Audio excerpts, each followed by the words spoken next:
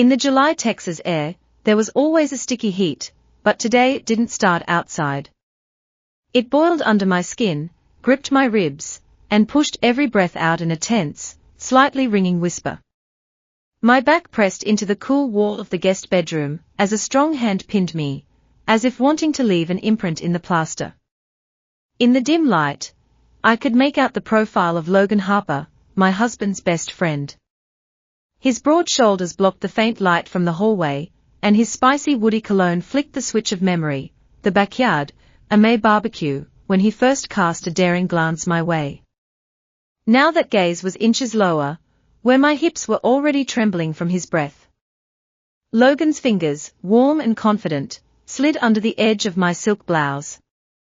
He moved as if reading a secret map of my desire blindly. "You're hotter than this evening, Claire," he whispered, his lips sliding to my ear. The words melted between skin and fabric. A moan flared in my throat, but I bit it halfway, remembering that the room beyond the wall was empty, and upstairs, my husband Daniel slept, neatly folding everything he called stability. Logan lifted my hand, and my wrist echoed a pulse at the very tip of my thumb. The blouse crumpled on my chest, as if yielding to his palm. I arched, feeling the cold ring on his finger trace a fiery arc along the edge of the lace. One more second, just one more, and the world promised to turn upside down. But I pressed my palm to his chest, stopping the pressure. He looked up, predatory steel in dark blue irises. "Wait," I whispered, my voice still breaking into a hoarse cry. "If you want to know this secret to the end, you'll have to do one little thing." Gently, I touched his lips with the tip of my finger, then turned my hand, a gesture not for Logan, but for you, my invisible viewer. Yes, for you. Before I tell you how the wife of reliable Daniel ended up pressed against the wall by his best friend, mentally click like and subscribe to my confession. I need to be sure you're ready to hear a story that smells more of sin than his cologne. Clicked? Great. Because ahead is the most forbidden turn that quiet suburban life can take. Now, back to the beginning of the heat. A month ago, I would have sworn that every room in this house knew only the temperature of Daniel's air conditioner. But heat knows how to seep through the cracks, through someone else's smile, through a gaze that lingers too long in the kitchen, through fingers that stay on my waist longer than propriety allows. Today, those fingers become my parallel rails. Logan leads them down to the silk belt of my skirt. I feel the soft rustle of fabric, as if my own pulse whispers, risk is oxygen, sin is a spark. Tell me when to stop, sounds dully near my shoulder. I close my eyes. In the darkness, it's easier to admit the truth. I tremble not from the fear of being caught, but from the thirst to be seen. And right now, in the hot silence of the guest bedroom, I finally become the center of someone else's all-consuming attention. Logan's hand finds the edge of the lace band, and I draw in the air, saturated with woody musk. "Claire," his voice falters like a car on a gravel road. "Damn you." He tears the phrase in half with a kiss right at the line of the collarbone, and I realize that the last barriers are just an illusion of memory of a marriage that once warmed, and now reminds me of a turned-off fireplace. I hug Logan around the neck and let the heat rise higher, to the very tip of the tongue, where the word yes is born. This word is as quiet as the clap of a moth's wings. It's almost inaudible, but it changes everything, yes. And the world really turns upside down. Have you ever noticed how the sound of ice in a glass can sound louder than a symphony? The crack of cubes falling into bourbon, that's how my story with Daniel Whitman began. An August corporate retreat at Lake Conroe, scorching noon, indecently manicured lawns, drifting supboards of the finance department employees.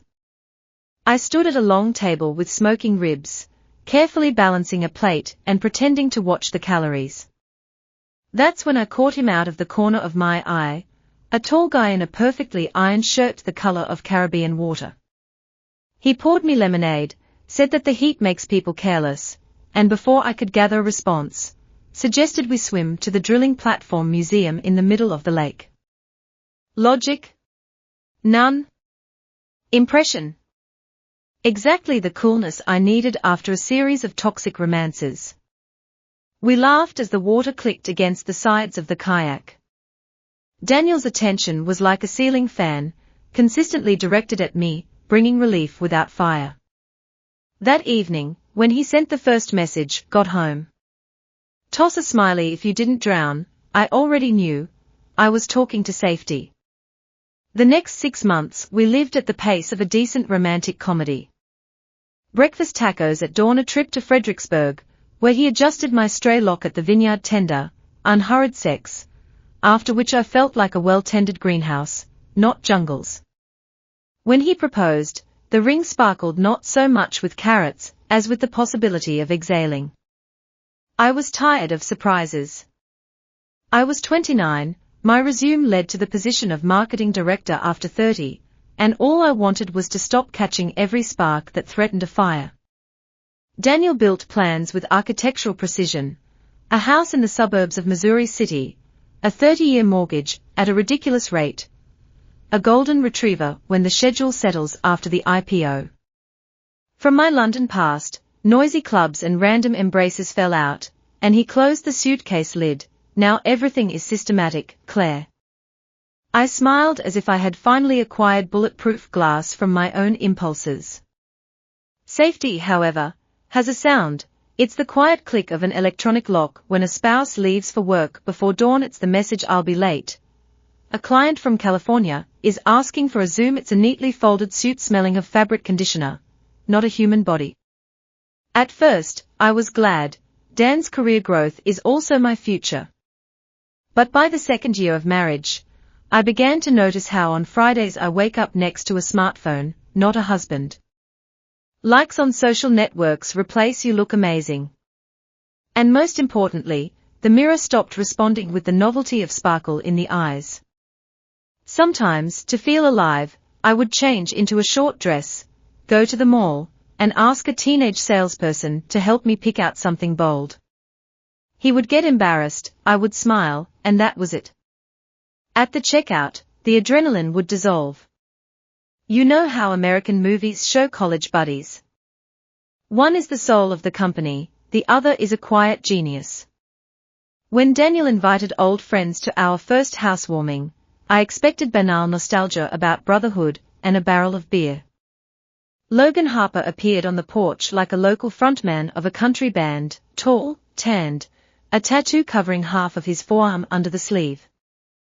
His smile was a stark contrast to the polished sophistication of my husband. He joked, grilled steaks, endlessly winked at neighboring moms. But when I leaned over for a plate, he winked at me longer than decent. Cole Ramirez stood a little apart, observing through glasses with thin frames. A program architect in an oil and gas company, he spoke little, but every phrase was like a sharply cut diamond. When he caught my elbow with a paper towel, "Careful, ketchup is dripping," I felt that I was being examined not loudly, but deeply. Logan, a loud "hey." Cole, a quiet "I see." An unusual harmony. In the midst of the evening, I was pulling bottles of craft beer out of the refrigerator. The plastic tray shook. I felt someone blocking the light from the fridge door. I turn around, "Logan." His voice lowered to a whisper. "They say in women's magazines they teach how to emphasize the waist. You clearly missed the article. Yours drives me crazy as it is." Witty? No. Effective? Absolutely. Because at the moment when my husband was opening another bottle for a colleague, someone saw me not in the role of a dining room hostess. I joked, "Of course. Too much beer, Harper?" He grinned, "Then call me a breach in your security system." An unnecessary phrase. Yes.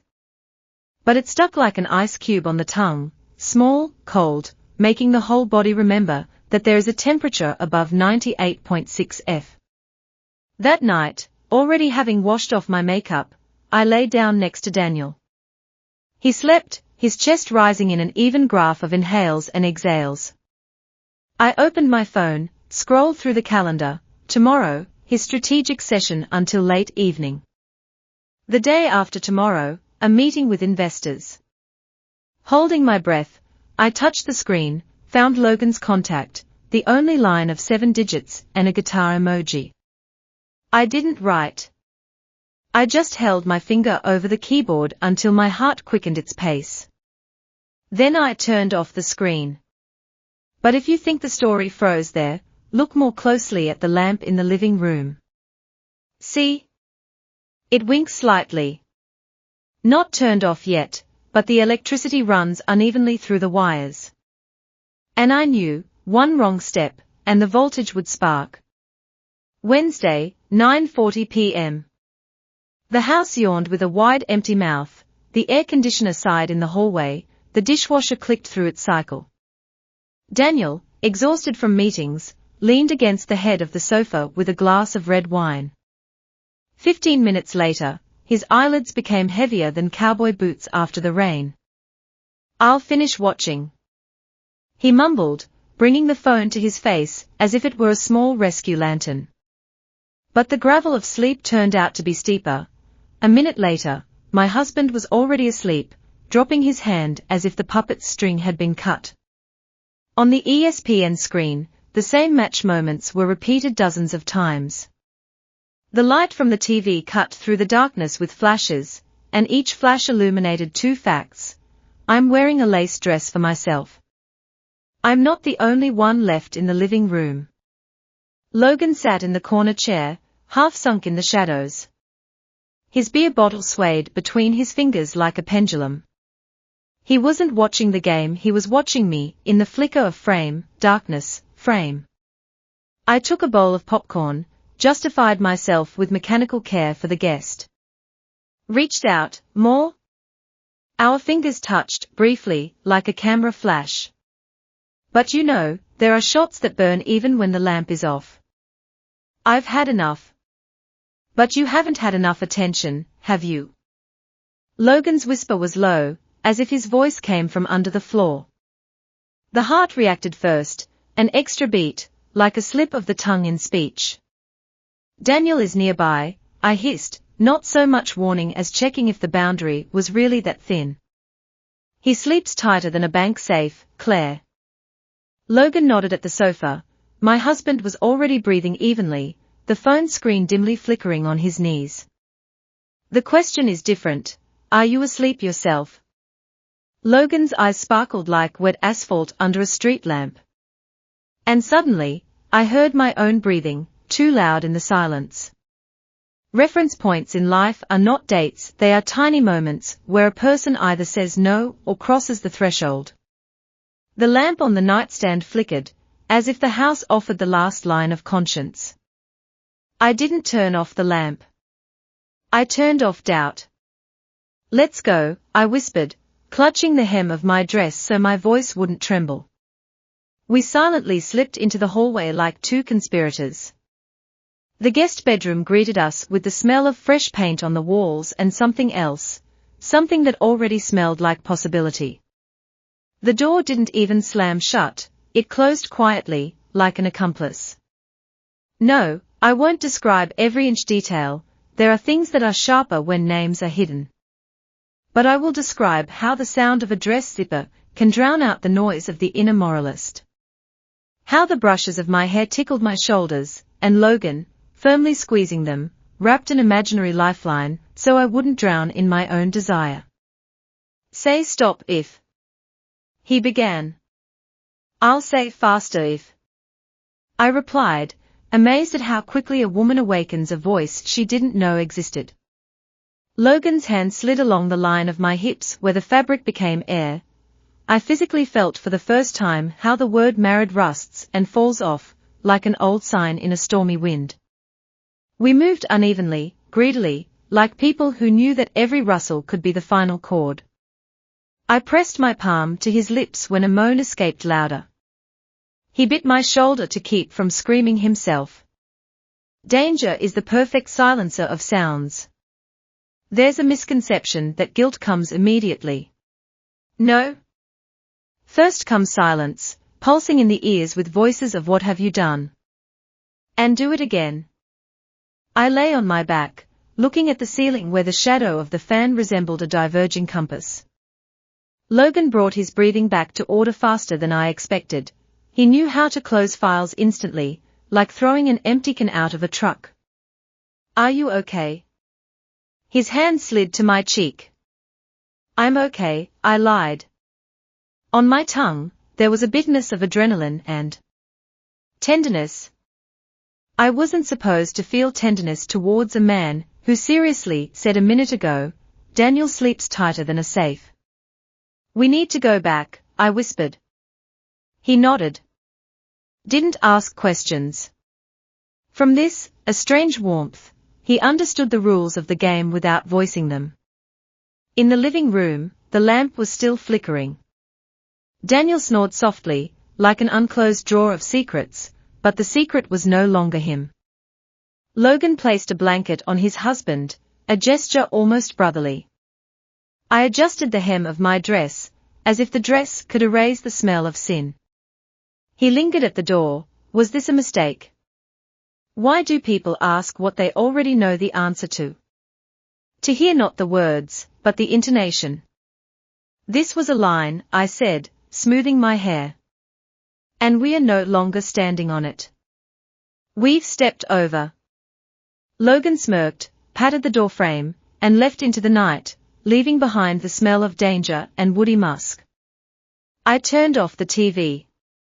The screen went dark, and in the darkness, for the first time in a long marriage, I felt a heart beating not for routine, but for myself. Did the burden of guilt lie down? No. Rather, a downy blanket of power lay down, warm, seemingly safe, dangerously comfortable. And as I sat on the edge of the sofa, watching my husband breathe evenly, a timer clicked loudly in my chest. Until next time. Are you still with me? Great. Stock up on ice for the bourbon, the temperature will only rise from here. When you think that only your own greed is watching you, in reality, there is someone behind your back who is counting your breaths. The last Friday of the month, Daniel has an iron ritual, poker under the noise of speakers and whiskey with ice, as if a male excursion into childhood, where nothing serious. I was laying out the green cloth on the table, the edges still smelling of factory glue. The men were laughing in the hallway, throwing off their jackets. Daniel, the polite father of the game, Logan, the one who turns any card into a joke, Cole, the silent analyst, as if he came to calculate probabilities, not to support nostalgia. I put on a tank top without a bra and shorts that, honestly, were closer to the concept of sin sewn with two seams. I said to myself, observer? I'm just the hostess, and knew perfectly well that two were watching me. I didn't yet know how many eyes exactly saw through me. By the fourth round of whiskey, Daniel gave up. I'll crash, guys. He fell asleep in the rocking chair, the jack card sticking out of his hand like a white flag. Logan and I exchanged glances, in which last night's hallway still cast a hot shadow. I deliberately lingered, collecting empty bottles, leaning too much. Logan connected our glances with short arcs of current. Cole stood up, threw on his jacket. I have to go, there's a meeting at 9 tomorrow. He passed by, lingering his hand on my back for a fraction of a second, a decent gesture, but his fingers left a sticky I know. The door slammed, and Logan and I were left in the house, which held its breath along with us. What happened next, you've already guessed. The shorts tore quieter than a band-aid being ripped off. We leaned our hips against the kitchen table, and in the interval between two breaths of air, I managed to hear my husband snoring upstairs. But this chapter is not about Logan. This chapter is about the one who returned for a forgotten thing. Thursday, 10:14 p.m., almost a week later. Daniel is on a business trip, Logan is at his office party. I opened the wine, turned on the series in the background. The phone screen flickered. K. Ramirez, are you free tonight? At first, I typed what happened, erased it. Typed Logan is busy, erased it. As if Cole saw my drafts, a second message arrived: I saw you on poker night. I came back for my wristwatch, entered quietly. Saw everything. The feeling, ice inside the spine, but on top of the ice flows not water, but shame mixed with curiosity. Pause. The heart ticked in unison with the cursor. Then, I'm not angry. I just don't understand, why him and not me? And here the ice cracked. Come over. You know the address. Sent. Delivered. Read. The sky outside quieted down, as if waiting for an explosion. 10:58 p.m. The doorbell rang softly in the silence. I opened the door in a thin silk robe and silence, the kind that men usually fill with words like well hello. Cole didn't say anything. The first thing he did was take off his glasses to look without barriers. His gaze was not a spotlight, but a scanner. He absorbed the details without burning holes. Are you sure? One phrase, but it contained a whole set of rules. I nodded. Not because I was sure, but because I wanted to know what form my yes would take. We went into the bedroom, where Daniel's bed seemed like an exhibit of family values. Cole stopped, touched the edge of the bedspread. Not here. Let's choose your space, not his. And he led me to the study, where it smelled of paper without feelings. It was there that he began to undress me, not like Logan, with fire, but like a restorer, carefully removing a layer of varnish. He unbuttoned the robe belt centimeter by centimeter, as if checking if I would flinch. I trembled, but not from fear. Every movement was a question, and the body answered yes before the mind. When his lips found my collarbone, he whispered, "You live on the edge, Claire. But sometimes the edge is also an address." The tempo was slow, like a waltz without music. He asked where I was hot, where it hurt, where more and where enough. I answered with half moans, half words. Sometime in the middle of the night, I realized, I was not just being taken, I was being studied. And if with Logan I felt a flash, then with Cole, a slow boil, from which it's hard to protect oneself. I held his wrists, not to stop him, but to make sure that this was happening to me, not in a dream. The clock showed 2:17 a.m. when we, exhausted, rolled onto the floor between the bookshelf and the armchair. The light of the desk lamp cast a warm circle on our bare knees. Cole drew a pattern on my foot with his finger. Do you understand that now there is no more only you and Logan? I understand.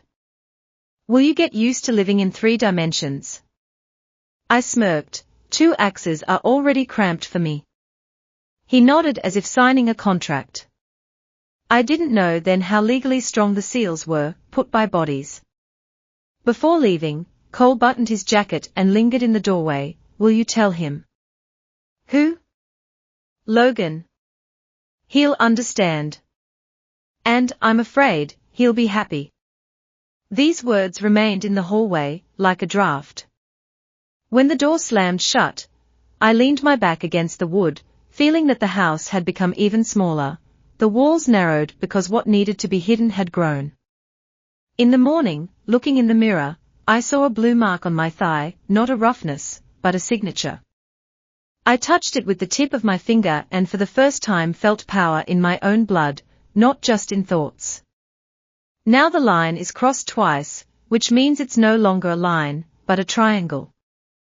Are you still here, reader? Take a breath. Further, the diagram will become 3-dimensional, and the temperature, volcanic. Sometimes an equation is solved not by excess, but by how many people cross the last line simultaneously. The Friday front crept in from the Gulf of Mexico, covering the suburb with flakes of warm rain. The windows vibrated as if someone was drumming their fingers, setting the rhythm of the night. At 7:12 p.m., Daniel set off for San Antonio for a team strategic weekend, a suitcase in the trunk, a whole floor between us. I was left alone, more precisely, Alone in official documents, the kitchen gleams, candles flicker on the windowsill, in the glass of Chardonnay, the last ice cube lazily sinks. 7:48 p.m. The phone lit up the screen. Logan, we've arrived. We? The word hit harder than thunder. I managed to see my reflection in the oven glass, a silk robe, loose hair, pupils dilated, like a night without streetlights. The door opened, and the watery veil burst into the hallway with them. Logan took off his hood, dark strands stuck to his forehead. Cole shook the drops off his glasses, as if cleaning the camera lens. We were silent for a second, and this second was longer than all of last year. We need to talk, Cole spoke first. His voice was even, but his fists in his coat pockets were clenched. They sat down on the sofa, and I remained standing, pressing the folds of the robe to my hips, as if the fabric was the last boundary of decency. I know that you've been with each of us. Logan leaned back on the pillow, his expression a mix of a cheeky smile and concern. We've discussed it, Cole added. And we are not angry. But we want to remove the shadows. Remove? My voice trembled, although I tried to keep it in a velvety tone. It will be easier for the three of us if the rules become common. Logan clenched his hands. No hidden moves. Cole nodded. You're not a toy, Claire, but neither are we extras. Sharing doesn't mean taking away. In my chest, it was as if an emergency hatch was opened, the air rushed out noisily, and inside there was a pulsing what if. I walked around the table to see both. Under my bare soles, a parquet board creaked. Are you serious? More serious than the tax office, Logan smirked. Cole looked up, with the transparency of a contract in his pupils. Say yes, and we'll remove the walls. Say no, and we'll stay in different corners of your map. 3 people, 3 hearts, 1 point of bifurcation. I swallowed, the taste of white peach and pepper in my mouth. My hands unrolled the robe belt, as if someone was dictating from within. Try the geometry of the triangle by touch. Yes, I heard my own whisper. But my way. The corners of their lips twitched with a consenting impulse. The candles cast flickering shadows on the walls. The rain applauded the roof loudly. Cole approached first, quietly, as always, with his thumb. He brushed a strand from my forehead, inhaled the scent of the skin. His kiss was a pulse check, not an attack. Behind his back, Logan moved straight, without detours, pressing my nape with his palm to deepen the next kiss, fiery, scorching. Their rhythms were different, but not in conflict. Cole, a slow cello chord, Logan, a guitar riff. I stood between them, feeling my body tune between 2 frequencies. The robe slid off my forearm. The cool air startled my nipples. Logan caught the fabric, threw it onto the armchair. Cole knelt, ran his fingers along my calf, as if signing here begins the territory of wonder. Some seconds, or minutes, only the sensation of 4 hands, 2 mouths, 1 heart beating in 3 beats existed. I threw my head back, and with a blurred gaze, I saw the ceiling light. It swayed like a pendulum, each amplitude, a new limit of the permissible. Cole held my hands firmly as Logan led a hot line along my spine. With us, Claire, Cole whispered, pulling me onto the sofa where Logan had already thrown the pillows. They moved almost without words. When one asked a question with his fingers, the other answered with his mouth. Sometimes their glances intersected over my shoulder, not rivalry, but a wink of accomplices sharing the desired prey. Graphics are superfluous. Imagination will suffice with the following facts. Logan from behind, the hot pressure of his hips, fire. Cole from the front, the slow glide of his tongue, water. Me in between, like the earth under an eruption, and the air above lightning. When the first surge receded, they switched places. The second wave overtook even stronger, because now I knew exactly what would come next, and still trembled as if it were the first time. At one moment, when Logan's fingers clenched my thigh and Cole held my cheek, their gazes locked, long, tense. I felt the current of jealousy, but it didn't burn. On the contrary, it heated the blood, making the muscles reach even more for ecstasy. The finale came like an avalanche. I arched, biting my lip to a metallic taste. Logan hoarsely exhaled my name. Cole whispered some Spanish prayer. In that prayer, there was both gratitude and a request. The clock flickered 2:43 a.m. The rain subsided, leaving streaks on the windows like a musical staff. We lay, woven from 3 intertwined bodies. Logan was the first to find his voice. I never thought sharing could feel like a victory. It's the arithmetic of passion, Cole responded, when the sum is greater than the addends. I smiled, feeling the warmth of their bodies on either side balance the turbulence within. But in the back of my head, another calculation was already rustling. How many nights until someone wants more than sharing? Logan, noticing my dazed look, kissed my temple. Don't think now. We have the night. Cole squeezed my fingers, and the morning, if needed. But I knew, the morning always comes with a tax audit of reality. And somewhere in that dawn, a new variable will awaken: jealousy, the desire for exclusivity, the fear of losing control. For now, I closed my eyes and allowed myself the luxury of 10 more breaths without thoughts. 10, and no more, because I promised myself to control the fire. Do you hear the distant rumble of a new sky? That's not thunder. It's the echo of what happens when an equation for 3 seeks a remainder on division. And this remainder will soon need to be paid. If you play with fire for too long, you may find that it shines brighter than any switch, and burns just when you've gotten used to the warmth. Cold rarely comes to Houston, but that evening the temperature was lowered not by the forecast, but by nervous anticipation. A week after the equation night, Logan demanded more of our time, Cole, more meaning. I, more control, and the more it slipped away. The barbecue at the neighbors was supposed to be a distracting mask. Daniel grilled steaks, laughed as if he knew a joke inaccessible to others. I caught Logan's glances. Too long. Cole responded to my touches with half words. Around the children and laughter, the smell of jealousy stood thicker than the grill smoke. I realized, the heat had reached a point where not only ice, but also metal melts. After the party, a guest praised my sauce, and for some reason, I heard myself whispering, it's held together by a secret ingredient. No one understood except Logan. He smirked, squinting as if this ingredient was me myself. Later, in the empty kitchen, he pressed me against the countertop with unexpected roughness. Stop giving away what's mine. I laughed. Mine? Sharing was your idea. Until I saw how you look at him. Logan nodded towards the living room, where Cole was helping the children build a tower from Jenga. I'm not a toy for your feelings. Audibly, it cracked. The triangle became sharp, cutting the shape. On Tuesday night, I called Cole. He came, quiet, anxious. We sat in the bedroom, that very forbidden zone, and listened to the whistle of the wind in the ventilation. If Logan breaks down, everything will collapse, I said. He holds me with jealousy, you with questions. I'm between a hammer and a microscope.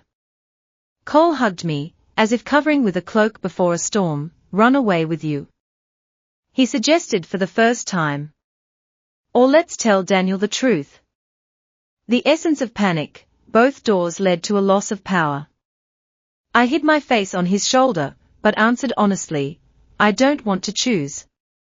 In the darkness of the study lamps, it sounded like a verdict. On Wednesday, Daniel returned from the office earlier. The meeting was cancelled.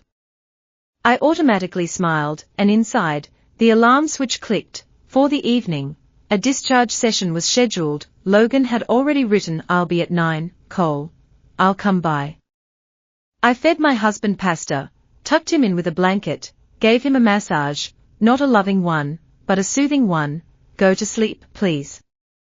At 9:14 p.m., the phone vibrated. Logan, back door. I replied with a gif, a burning heart. At 9:17, Cole, at the porch. The rain lashed again, as if reproducing the past storm. I opened the door to both, different entrances. They met in the hallway, and what I feared happened, two vectors collided. Words flashed with sparks. Did you think I wouldn't notice? She's not your property. You're leading her to the abyss.